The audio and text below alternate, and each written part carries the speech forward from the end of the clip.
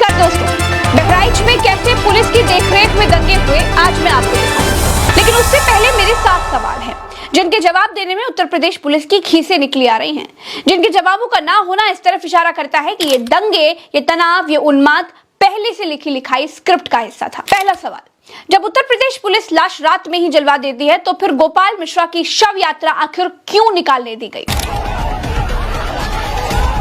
दूसरा सवाल, अंतिम संस्कार में लाठी डंडे लेकर क्यों चल रहे थे लोग? तीसरा सवाल, लाठी डंडे वाले लोगों के बीच पुलिस क्या कर रही थी? चौथा सवाल, जब अंतिम यात्रा में शामिल लोग आगजनी कर रहे थे तो पुलिस ने रोका क्यों नहीं? पांचवा सवाल, जब धार्मिक यात्राओं में क्या बजेगा इसका नियम है, फिर योगी मोदी के गाने आखिर क्यों बज रहे थे? उन लाउड स्पीकर्स पे क्या बजाया जा रहा है, अगर ये बात मैं कहूं तो हो सकता है सरकार कुछ और बात करे, लेकिन कम से कम प्रशासन को यह ध्यान रखना चाहिए था कि आखिरकार क्या बजा रहे हैं, क्या किसी को अपमानित कर रहे हैं। छठा सवाल, मुस्लिम इलाके में युवा गोपाल मिश्रा हरा झंडा उखाड़ने के लिए पुलिस की मौजूदगी में घुसा कैसे?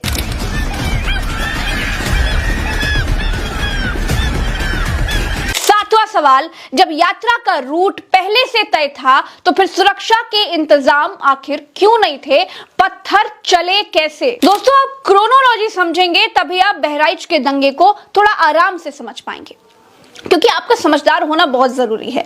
दोस्तों, जो सरकार गरीब, निर्धन, दलित समाज की दबी कुचली गुड़िया की लाश रात में मिट्टी का तेल डालकर जलवा देती है, कहती है कि हमने इसलिए जलवा दिया क्योंकि हमको कानून व्यवस्था बिगड़ने का डर था। उसके बाद तमाम ऐसी खबरें आई थी। फिर कथित फर्जी एनकाउंटर वाले मंगेश यादव की लाश को भी रात में जलाने की कोशिश की गई। लेकिन आप सोचिए, बहराइच में रविवार को गोपाल मिश्रा को गोली लगती है, उसकी मौत हो जाती है। आज सोमवार को उसकी डेड बॉडी घर पर लाई जाती है। 5000 लोग इकट्ठा थे। लाश को लेकर गोपाल मिश्रा के पक्ष ने 5 किलोमीटर की यात्रा की। क्यों भाई? लाश लेकर 5 किलोमीटर की यात्रा करने की इजाजत पुलिस ने क्यों दी? यहाँ कानून व्यवस्था बिगड़ने का डर नहीं था, या फिर यहाँ पर जानबूझकर कानून व्यवस्था बिगाड़ने का ही एक मकसद था? देखिए दोस्तों, बहराइच के हरदी इलाके में दुर्गा प्रतिमा विसर्जन के दौरान डीजे बजाने को लेकर के बवाल हो गया था। बीजेपी ये तक तय करती है कि कांवड़ यात्रा के रास्ते में पड़ने वाली दुकानों पर मालिकों के नाम लिखे जाएं। बीजेपी ये भी तय कर देती है कि भाई मस्जिदों पर लाउडस्पीकर कितनी तेज बजेंगे। लेकिन बीजेपी ये क्यों नहीं तय कर पाई कि दुर्गा पूजा के मूर्ति विसर्जन में मोदी आरती, भाजपाई भजन आखिर क्यों बज रहे थे? क्या पुलिस की देखरेख में दूसरे पक्ष को प्रवोक करने की कोशिश नहीं थी? ये धार्मिक यात्रा थी या फिर पॉलिटिकल यात्रा थी? ये सब देखने के बाद साफ दिखाई देता है कि बहराइच में जानबूझकर दंगे की पटकथा तैयार की गई। उन लाउड स्पीकर्स पे क्या बजाया जा रहा है, अगर ये बात मैं कहूं तो हो सकता है सरकार कुछ और बात करे, लेकिन कम से कम प्रशासन को यह ध्यान रखना चाहिए था कि आखिरकार क्या बजा रहे हैं, क्या किसी को अपमानित कर रहे हैं। कहते हैं कि 20 राउंड फायरिंग कल हुई, बवाल कल हुआ, लेकिन आगजनी और दंगे जैसी सूरत आज बन गई। जो कल नहीं हुआ वो आज क्यों होने दिया गया? लाश लेकर 5 किलोमीटर की पद यात्रा आखिर क्यों करने दी गई? जब दलित समाज के लोगों को, जब पिछड़े समाज के लोगों को किसी घटना में मौत हो जाने के बाद लाश लेकर घूमने की इजाजत नहीं देते हैं, तो फिर यहाँ ये रैलीबाजी क्यों करने दी गई?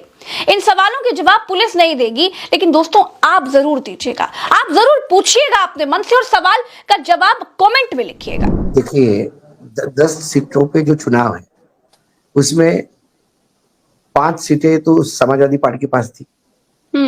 एक फुलपुर की सीट है जिसमें लोकसभा में समाजवादी पार्टी ने एज लिया, तो उनको लगता है 6वीं सीट भी हम ले लेंगे। बीजेपी के पास 3 सीटें थी। हाँ। 2 सीटें उनके अन्य सहयोगियों के पास है। अब योगी आदित्यनाथ ने लोकसभा चुनाव के बाद, लोकसभा चुनाव के हार का ठिकरा किसके सर फुटेगा? जब योगी का नाम लेते थे तो योगी भला जाते थे कि जब मेरा जब कोई रोल ही नहीं था तो मैं क्यों दिल्ली ले बिल्कुल सर पे। तब योगी को उन्होंने रिस्पॉन्सिबिलिटी दी कि ये 10 उपचुनाव आप निकालो। चलो, आपको लगता है ना कि आपके हिसाब से चलने से जीत जाते हैं, तो ये 10 सीटें आप जितवा के दिखाओ। अब ये बॉल आ गया योगी जी के पाले में। अब योगी जी को अपनी 3 तो रिटेन करनी है और समाजवादी की 5 उठानी है। अब समाजवादी भी इतना कच्चे गोली थोड़ी खेले हैं, वो भी लगे हुए हैं। वो इस बार सोचते हैं हिंदू कम से कम मुसलमान 5। काम आएगा उत्तर प्रदेश में कि नहीं? मुझे नहीं लगता। अयोध्या का राम काम नहीं आया पिछली बार। हाँ। देखिए, लोगों के एस्पिरेशन, आम मतदाता जो होता है, और उसके बाद अखिलेश का परफॉर्मेंस लोकसभा में तो ठीक ही रहा जी। मैच्योर रहा, दिन ब दिन वो मैच्योर होते रहे। अब योगी जी के लिए प्रॉब्लम है कि योगी जी को अखिलेश से भी लड़ना पड़ रहा है, योगी जी को मौर्य से भी लड़ना पड़ रहा है, योगी जी को दिल्ली से भी लड़ना पड़ रहा है।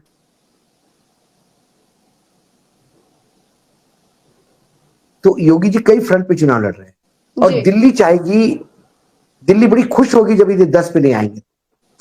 देखिए, ये 10 जीत हार कोई आपके यहाँ सरकार नहीं बदल रही है।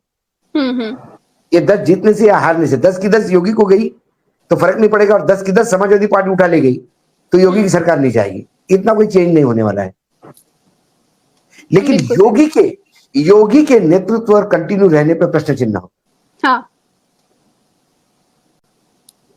बिल्कुल। योगी विरोधी इसको भुनाने का प्रयास करेंगे। दोस्तों, आपके बच्चे ये कर रहे हैं, उनके बच्चे क्या क्या कर रहे हैं आप जानते हैं?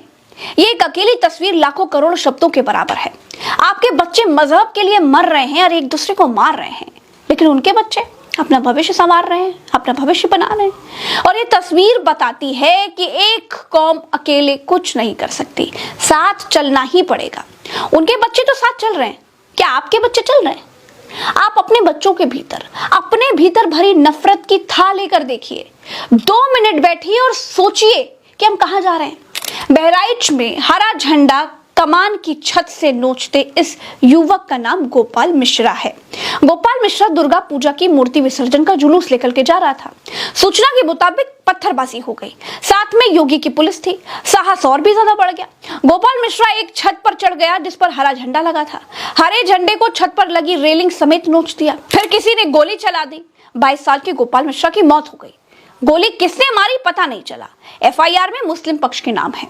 मुस्लिम पक्ष की तरफ से गोली चली ये बताया जा रहा है। फिर देखते ही देखते 20 राउंड फायरिंग और हो गई और आवाजें आने लगी। इतवार के दिन इतना हुआ, सरकार चाहती तो फिर इसके आगे कुछ ना होता, लेकिन अगले दिन शुरू हो जाता है असली खेल। डेड बॉडी घर पर आई। सोमवार को बवाल और ज्यादा बढ़ गया। लाश लेकर यात्रा निकाल दी गई। आगजनी होने लगी। एसटीएफ चीफ हाथ में रिवॉल्वर लेकर के चीजें कंट्रोल करने की कोशिश करते हुए दिखाई दिए। अगर सरकार चाहती तो पत्ता भी ना हिलता। और योगी आदित्यनाथ उत्तर प्रदेश के मुख्यमंत्री तो गारंटी तक देते हैं कि यहाँ पर कोई चिड़िया पर तक नहीं मार सकती। तो फिर वो बताएं कि ये दंगा कैसे हुआ। इस भीड़ में सब कुछ है। डीजे है, डीजे पर आपत्तिजनक गाने हैं, चुनावी रैलियों की तरह जुलूस है, हथियार लहराने वाली भीड़ है, नौजवानों के हाथों में जाने क्या क्या है। सब कुछ है इस भीड़ में, बस धर्म नहीं है। और इसी वजह से वो दंगे की शक्ल ले लेता है। इसलिए ये पैटर्न बनता जा रहा है। और उत्तर प्रदेश में तो 10 उपचुनाव होने वाले हैं। मुख्यमंत्री दिल्ली में बैठक कर रहे हैं, उनके सहयोगी दल नाराज बताए जा रहे हैं। 24 के उपचुनाव में सपा और कांग्रेस के गठबंधन और पीडीए ने उनको यूपी में हरा दिया। अब 10 अगर उपचुनाव भी हार जाएंगे तो मुश्किल में फंस जाएंगे। जनता ऑलरेडी उनसे नाराज है। महंगाई पर जवाब दे नहीं पा रहे, बेरोजगारी कुछ मिटा नहीं पा रहे, शिक्षा बर्बाद कर दी। इसलिए ये जो भीड़ बहराइच में दिखी वो बेरोजगारों की भीड़ थी, वो अशिक्षित लोगों की भीड़ थी, जिन्हें किसी ने समझाया कि हरे रंग का झंडा अगर दिखे तो उनके घर पर चढ़कर उसे फेंक देना, गालियां देना, उत्तेजक भीड़ में नारे लगाना और फिर ये कह देना कि पथराव हो गया। ये सब कुछ सियासत के तौर पे हो रहा है। इसके अलावा ऐसा कुछ भी नहीं है। जो मोहल्ला एक समय शांति से रहा हो, वो मोहल्ला किसी एक धर्म के जुलूस में अचानक आग में चल जाएगा। वो यूं ही नहीं होता अगर उसमें सियासत ना होती। तो ये शुद्ध तौर पे सियासी मामला है। चलिए 2 सवाल और पूछ लेती हूँ। योगी सरकार के पास जवाब हो तो फिर कमेंट बॉक्स में कमेंट करके बताइए। जब दुर्गा प्रतिमा का रूट पहले से तय था तो फिर पत्थरबाजी हुई कैसे? पत्थरबाजी के बाद गोपाल मिश्रा मुस्लिम समुदाय की छत पर झंडा उखाड़ने के लिए चढ़ा कैसे? कुल मिलाकर दोस्तों, लाश और बर्बादी के ढेर पर चढ़कर इलेक्शन का माहौल गर्म किया जा रहा है। ये बिल्कुल साफ दिख रहा है। अब यहां पर बुलडोजर चलाने का स्कोप भी बनाया जाएगा, यह भी मैं बिल्कुल साफ देख पा रही हूं। 2024 में सबने नौकरी के नाम पर, बेरोजगारी के नाम पर, संविधान के नाम पर वोट किया। जानकार कहते हैं कि सबको फिर से जातियों की छतरी से निकालकर एक बार फिर हिंदू मुसलमान बनाया जा रहा है। बहराइच का दंगा उपचुनाव की प्रैक्टिस मात्र है। हजारों की भीड़ ने अस्पताल में आग लगा दी, कई शोरूम, दुकानों को फूंक दिया गया। आसपास के 6 जिलों से फोर्स और पीएससी बुलाई गई, इंटरनेट बंद कर दिया गया। बहराइच एसपी वृंदा शुक्ला ने लोगों से शांति बनाए रखने की अपील की। उन्होंने कहा कि समुदाय से लोग आए, बैठकर बात करें, तभी समाधान निकलेगा। चलिए इस वीडियो में इतना ही, मुझे दीजिए इजाजत। और उत्तर प्रदेश के लोगों से मेरी हाथ जोड़कर विनती है, आप लोग अपने बच्चों को, अपने सगे संबंधियों को राजनीतिक टूल मत बनने दीजिए। अपनी आंखें खोलिए और आंखें खोलकर देखिए और सोचिए कि आपके बच्चे ही हर बार अलग अलग यात्राओं में राजनीति का शिकार क्यों हो रहे हैं। क्या आपके इलाके के विधायक का बच्चा कभी किसी मूर्ति विसर्जन यात्रा में मारा गया? किसी पार्षद का बच्चा, किसी सांसद का बेटा, किसी विधायक का बेटा? नहीं ना। जागिए, राजनीतिक लोग आपको टूल बनाकर इस्तेमाल कर रहे हैं। सोचिए, देखिए, समझिए, जागिए और इस वीडियो को घर घर तक पहुंचाइए ताकि लोग जाग सके। नमस्कार।